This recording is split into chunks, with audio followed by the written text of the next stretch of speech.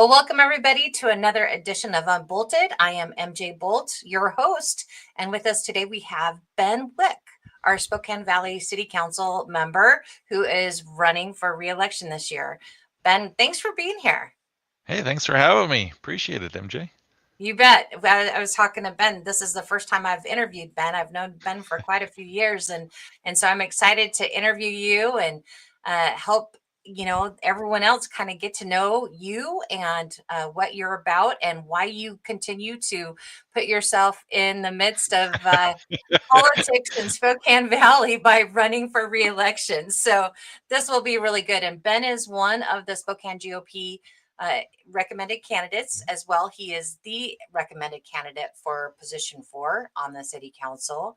So congratulations on that, Ben, and appreciate Thank you you. running through that process. I think it's an important process because then the citizens get to know who's been vetted and everything that's been looked at. So, what did you think about that process anyway? It was good. It's nice to have people that are willing to dig into the issues specific to Spokane Valley and get to know us and ask questions, and then being able to get a little bit of time with all the different PCOs across the community and have a chance where everybody gets to weigh in on the candidate. So it was good, and it's nice to be able to connect with people. So I really appreciate the GOP doing that and getting information out about local races.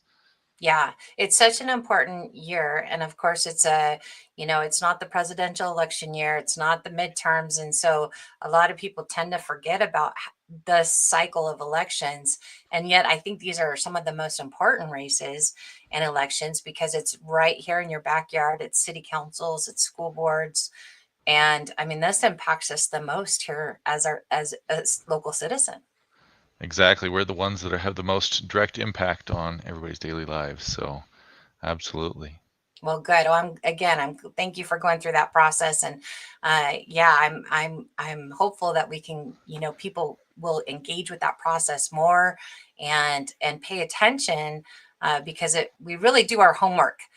Those of us that have been on those committees and vetting our candidates, we ask, we do our research, we do our homework, and then we ask Yep. hopefully some good questions, right? That's you. That they did. It was really nice to see. I mean, I've been here involved in the city council for a while, and my first kind of elections, they were asking a lot of state and national issues, and so it's good to get into the local issues and what's going on in the community. So, Yeah, it's and good to we see. we as citizens, we have to get more involved. We just have to. And it's easy to understand the national issues because that's what our most of our media focuses on. We'll talk about local media here later, but we got to understand what are those issues locally. So it's so important. Ben, you have I don't how many terms have you been on the city council now? So I'm seeking my fourth term, so I'm in the end of my third term. I did have a little bit of a break in between, so I served one term.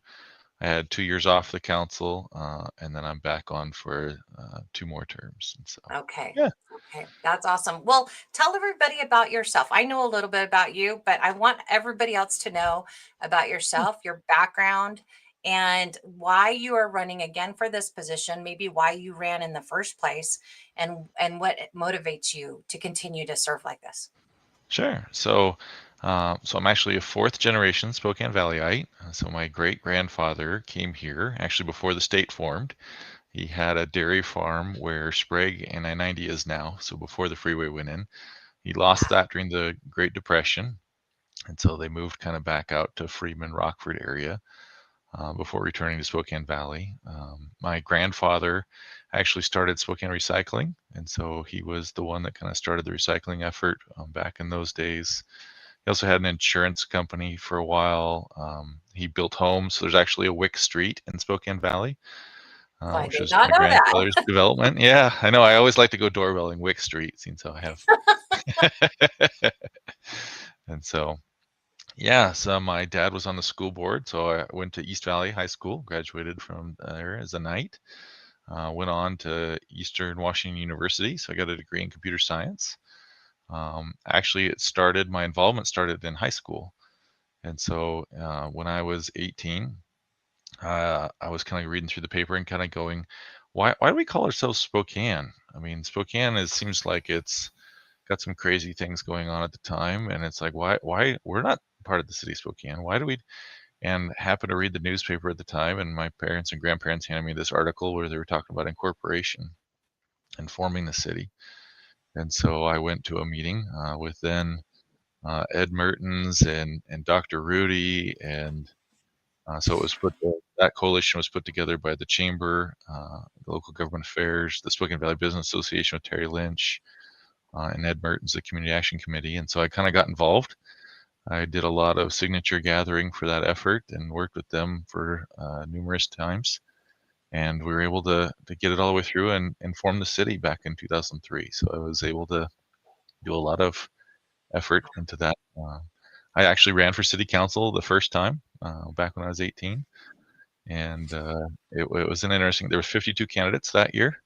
I did not make it through the primary. So Understandably, the odds were not good. good. But it was good to see so many people get interested in being a part of the city at the time. But through that, I got to go through a lot of the candidate trainings that they did. So kind of forming, so we're the second largest incorporation in United States history. So there's only one city in the entire country that started out bigger than Spokane Valley did. And That's so crazy. I did not know that. we started out with 82,000 people in the city of Spokane Valley is what they expected. But because we weren't a city, there was no census boundaries. So it was all projected and estimated at the time. But so yeah, so kind of then went, since I didn't make it, I got to know our council members, went through all the trainings because they actually started before the election was over. And so trying to get the city off the ground, the candidates started meeting as soon as the primary was over. So the 14 of them got together, and there were kind of open sessions a little bit. So got to go through some of that and got to know them as they tried to get the city off the ground. So I Yeah. went to college after that at Eastern. I got a degree in computer science from there. So I always wanted to be the guy that would fix the computers. I saw that in high school of kids that would get called out to fix the computers for the teachers, and kind of wanted to do that kind of career. So went to college for that. Was excited. I commuted back and forth from Spokane Valley out to Eastern every day, and I was like, man, this commute's getting a little long. And I got a job. My first job was at Goodrich Aerospace outside of that, which was one exit closer to Spokane Valley. Yeah. So not a lot closer, but so I got to be a part of their IT group.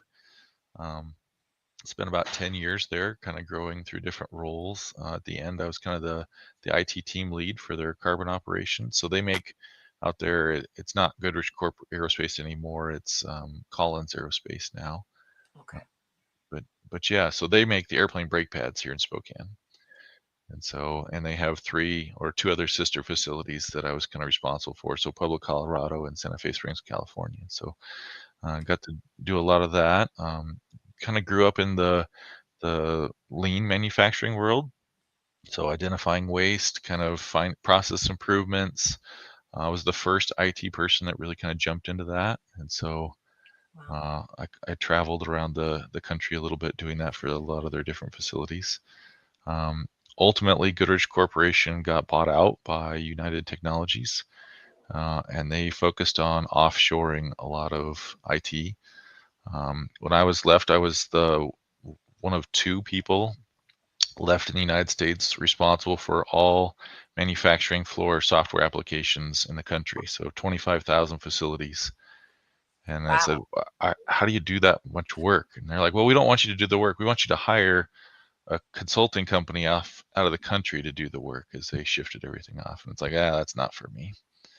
So I left and went to work for Spokane Industries, which is a family-owned operation in Spokane Valley, steel foundry. So they're the oldest tenant in the industrial park. Worked for them for about 10 years as well. And then that family sold Spokane Industries to another family and kind of split the company up. And so, yeah, so that's been my IT professional background. From there, so I got back onto city council in 2011. Was That my was your first first term. term? Okay. Yeah.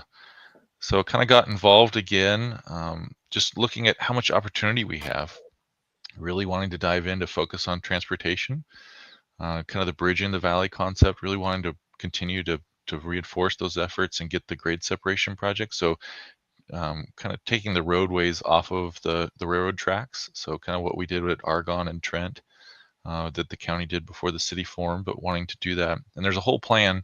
So the two railroads, Burlington Northern and Union Pacific, cross each other in Athol, Idaho, and merge in the city of Spokane. And they get, the furthest apart is about a mile that they are apart from each other, but they parallel each other through the Spokane Valley. And Right. so trying to get those two to realign onto a single corridor is the goal. So kind of got involved at the city when Bill Gothman actually retired and said he wasn't going to go again.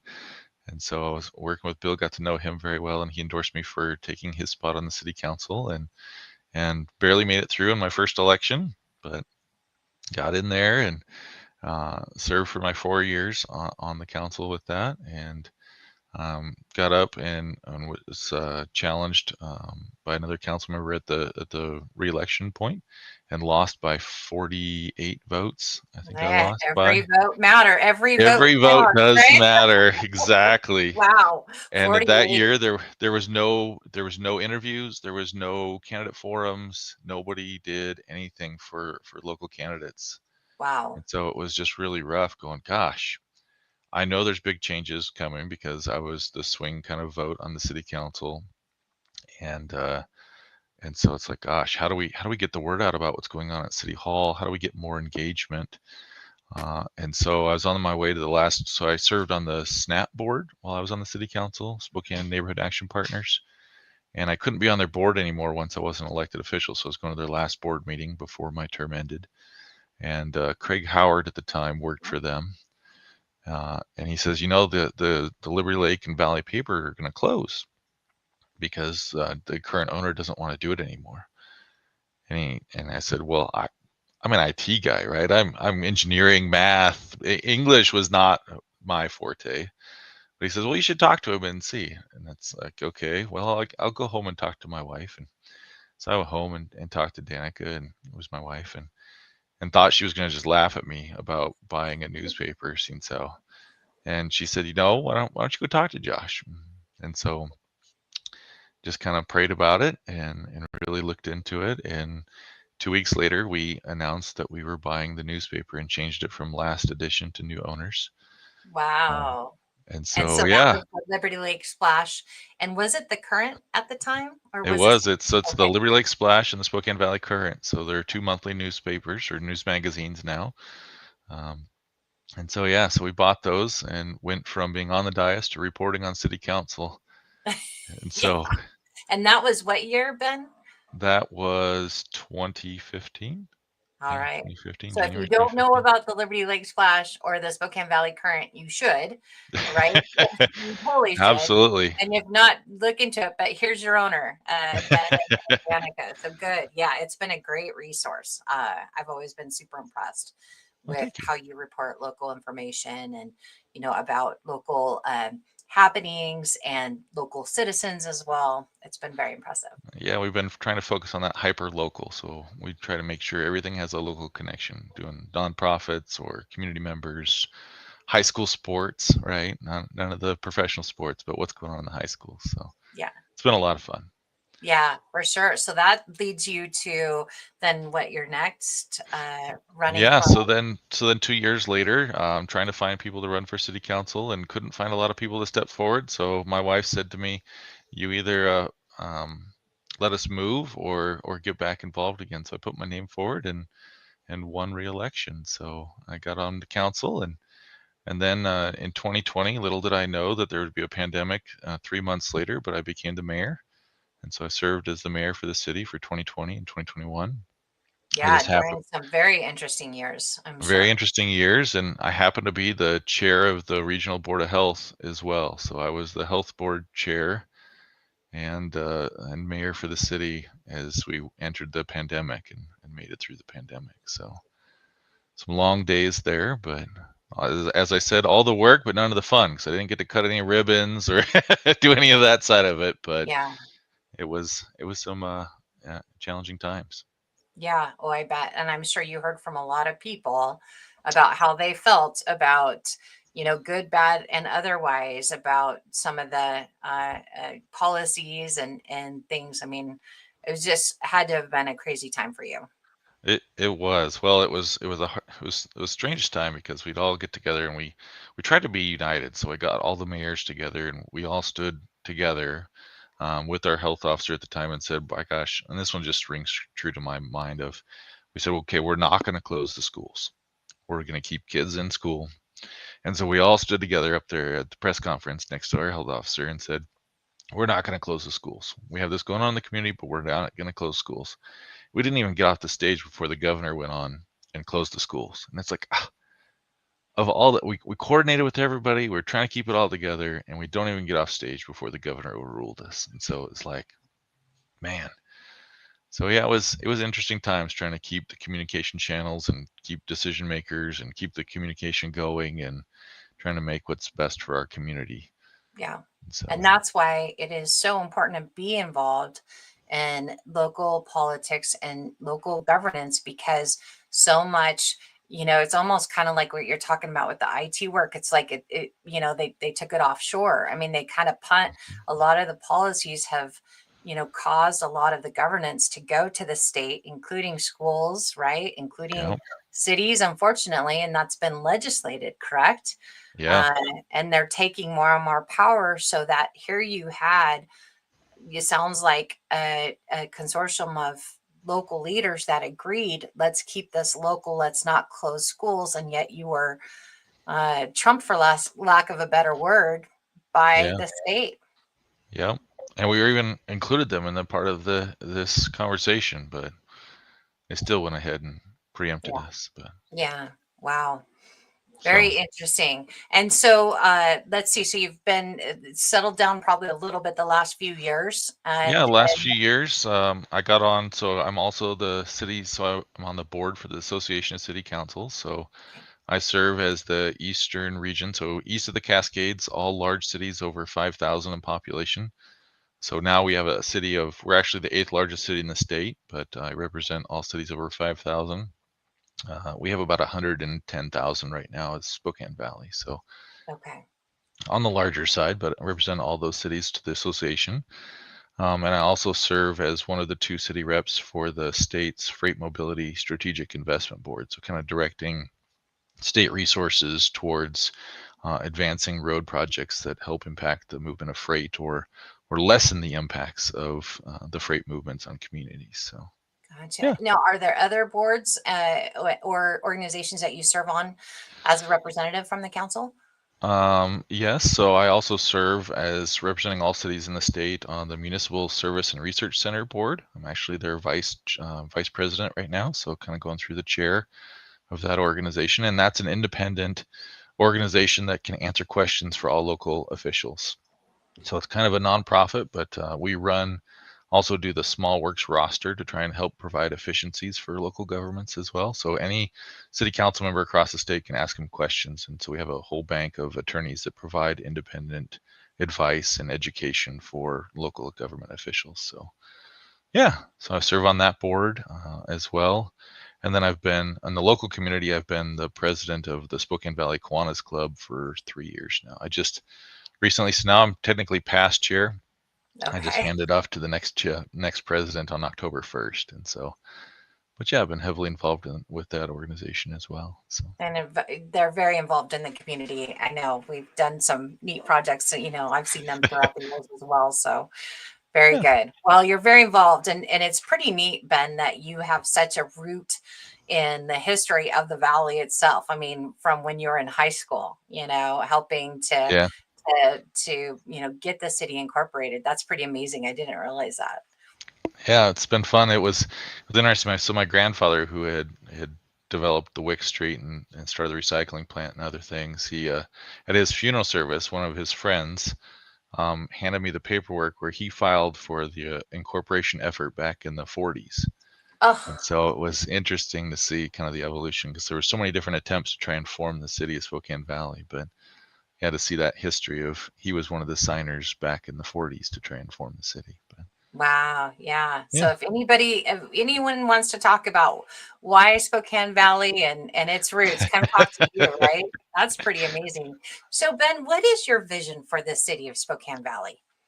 To me, it's about the city of opportunity. Trying to come up with what opportunities there are because we have so many of them.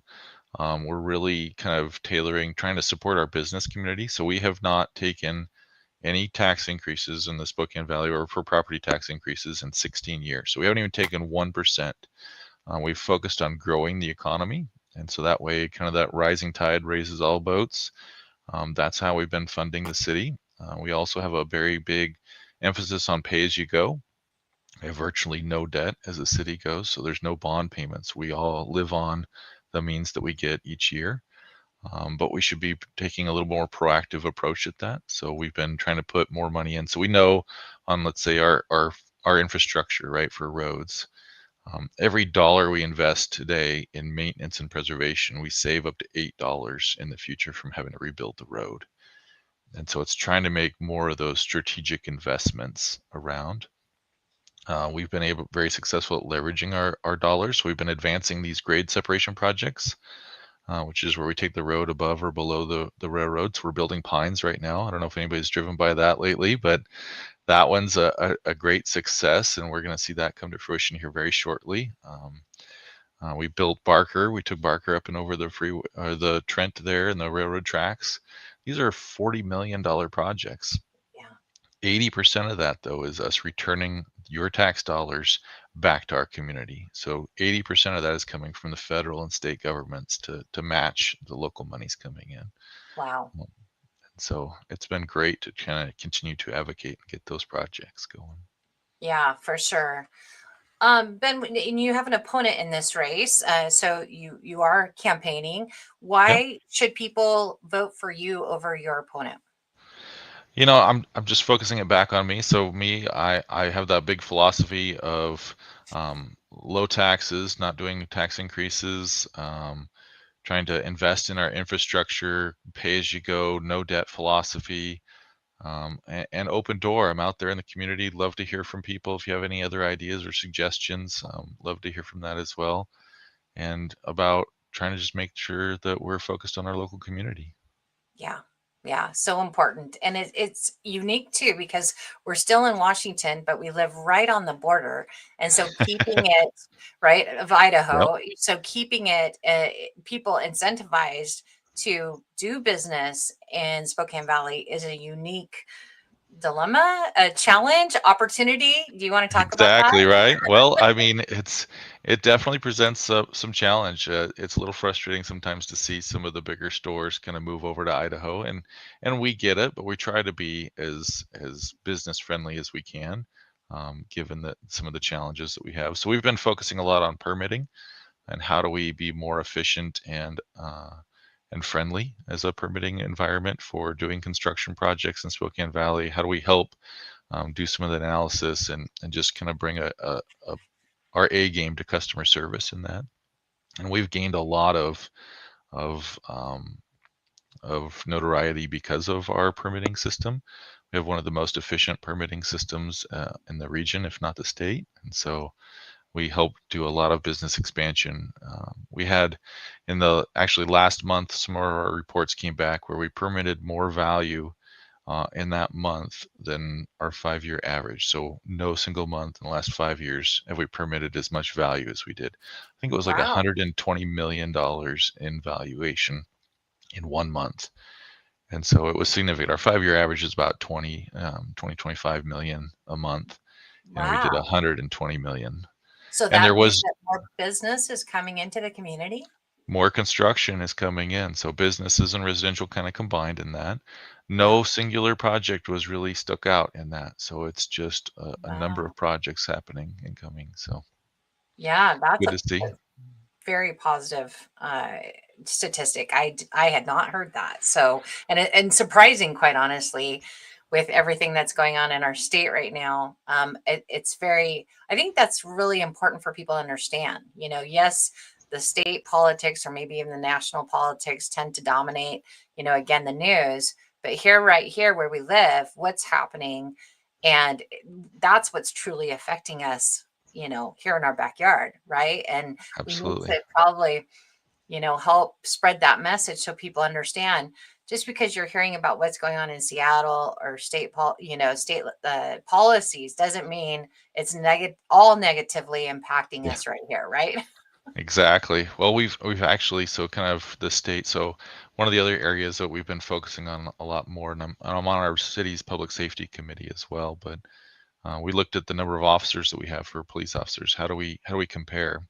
We always hear the statistic locally about how the state of Washington, it ranks 51st out of 50 states. So we're the lowest officers per capita In the for the states, right? in the nation. So we're below even the District of Columbia. So we have less officers per capita than everywhere in the country. And so how do we combat that? What is our needs? And so we commissioned a study to look at what are our needs based on the workloads and the call volume that we have. And we found we were 30 officers below what we needed. In the We're city. in the city of Spokane Valley. Wow. And so we took a look at it and reprioritized our existing revenues and brought on 12 officers last year, which is actually this year now. And so we got those all hired up and they're on in our department.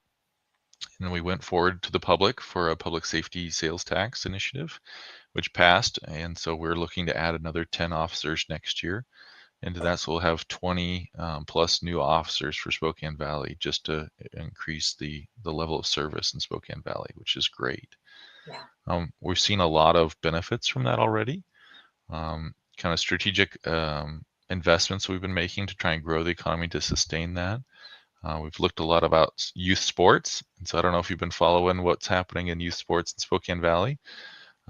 We found a parcel back when I was mayor that the Department of Transportation at the state had 40 acres on the river that they were burying their roadkill at. It's like, are you kidding? 40 acres on the river? On I the think you can. river. I think you can find a better spot to bury your roadkill. So we talked with them and purchased the property from the state, and then asked the state legislature, and they gave us half of our money back. So we got 40 acres on the river for about $1 million. Wow. And we have since turned that into a national caliber cross country course. So it's called the course. It's on Flora Road there, and that's going to be opening here next month. We were far enough into construction that we're going to actually open for 2 tournaments this year. So we've already booked out a number of NCAA tournaments. They're going to come to Spokane Valley for the cross country course, and they're going to start next month. We just announced. So That is neat. I had no idea.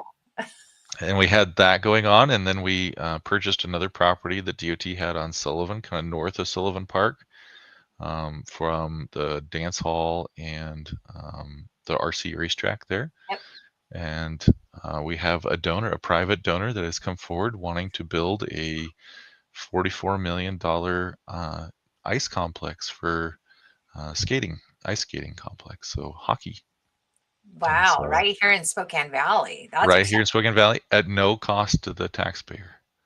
And so That's this is a amazing. gentleman that he grew up in Spokane Valley and wants to leave a legacy. He's tired of seeing his grandkids and kids have to get up at 2 in the morning to practice hockey. And so he's donating a facility and building out commercial space around that will offset the operational expense moving forward. So a net neutral to the city to have this community amenity. So That's awesome. That is so awesome. Good things are happening in Spokane Valley. That's we very have a lot of exciting. great things. Yeah. So Ben, how do you right now connect with the community members?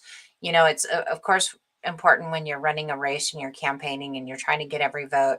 But once elected, how do you maintain those open lines of communication? I know you have, as a city council, people can come and speak at the city council meetings.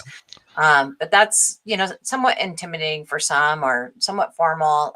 How do you maintain those open lines of communication uh, once you're reelected, to make sure that you're hearing from citizens?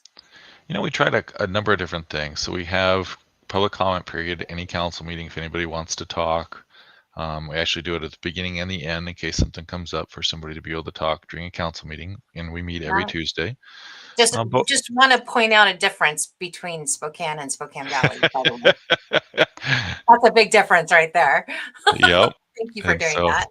And no problem. And we also allow you to testify via Zoom if you can't come in person as well. Just let us know before the meeting starts so we can make sure to admit the right person. But we also recognize that that's not as informal as some people want to just have conversations. So we started a council conversations.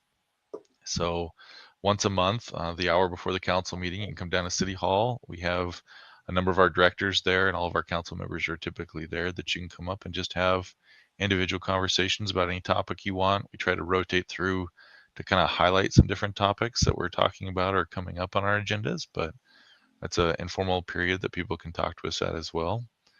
And then I like to go out and I'm trying to go to as many ribbon cuttings as I can for the business community in the chamber, but also getting involved with the schools and Kiwanis. So with Kiwanis, we encourage them. We actually hosted 3 free movies in the park this summer. So I was out there.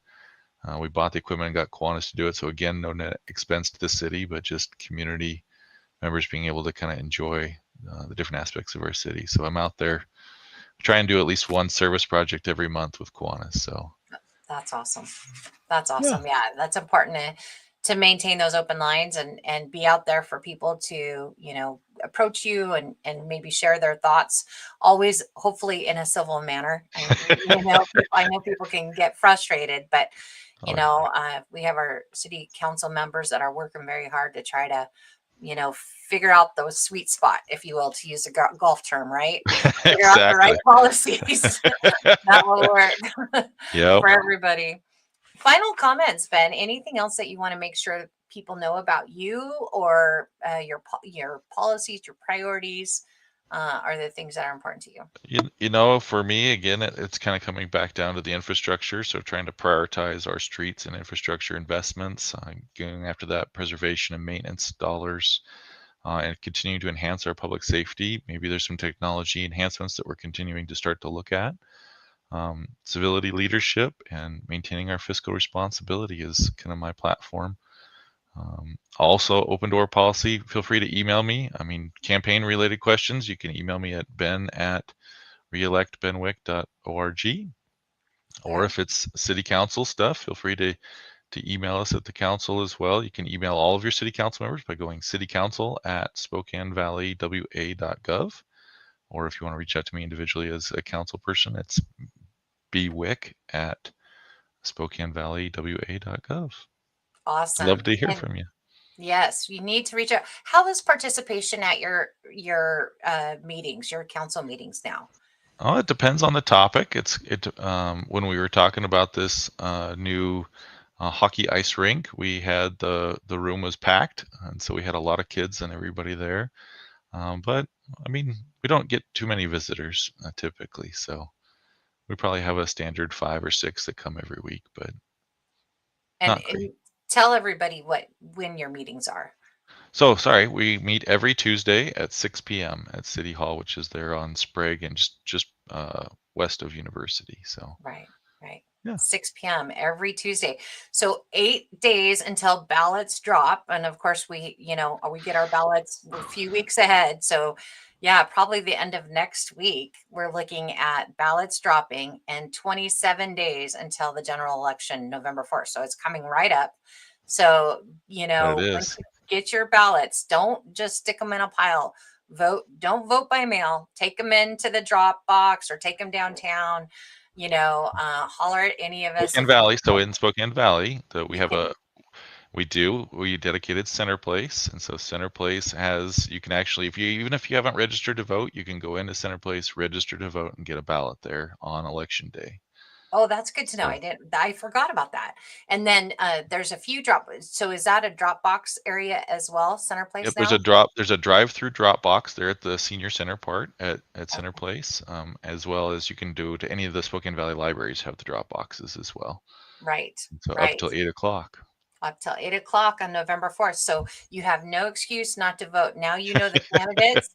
And if you don't, contact any of us or go to the SpokaneGOP.com where you can see the recommended candidates. We've vetted everybody and we have those recommendations. It's so important to vote. And like Yes. Ben shared, He had a race that was decided by 48 votes. 48. Yep, 48 votes was all that made the difference between who won and who lost. So yeah, and we need our cities matter. We need our cities to continue to go in the right direction. What I appreciate, Ben, about you is your attention to detail. I mean, all you have to do is look, go through one of their papers, and you have a new one out in West Plains too, right? yeah, so Glutton for Punishment. I started a third newspaper about a year and a half ago out in the West Plains. So it serves the Medical Lake, Airway Heights, and the Air Force Base. So kind of getting out there. So yeah, And that one's called, what is that one called? it's the West Plains Stream. Okay, the West Plains Stream. So you got the Spokane Valley Current, you got Liberty Lake Splash, and now you got the West Plains Stream. So if you're in any of those communities, and that's what I mean, even you guys keep up with crime, you keep up with a lot of the local issues like you talked about. I mean, these are great resources. So I love that you have somebody that's so dedicated to the community on our city council representing, voices like mine, who is a citizen, all of our citizens. I know it's hard to please everybody, but that's what's so important. And thank you for all your years of service, Ben, on the city council, because it definitely is not a lot of fanfare. It's it's hard work and probably not real easy all the time, right? Not always, no. Usually more work than ease, but it's Yeah. great. There's so Well, many good things. yeah, for sure. Well, thank you again for coming on here and sharing with everybody about yourself and why you're running again. And we really appreciate it. And I open door, like if there's something that's coming up, I trust that you're going to get reelected. If there's something that you want to come in and share with the community that maybe people aren't aware of, please feel free to use this. I'd love to partner with y'all and use this as a tool to get the information out there. All right, will do. Appreciate it. All right. Thanks, Ben. Take care. Blessings. Thanks, MJ.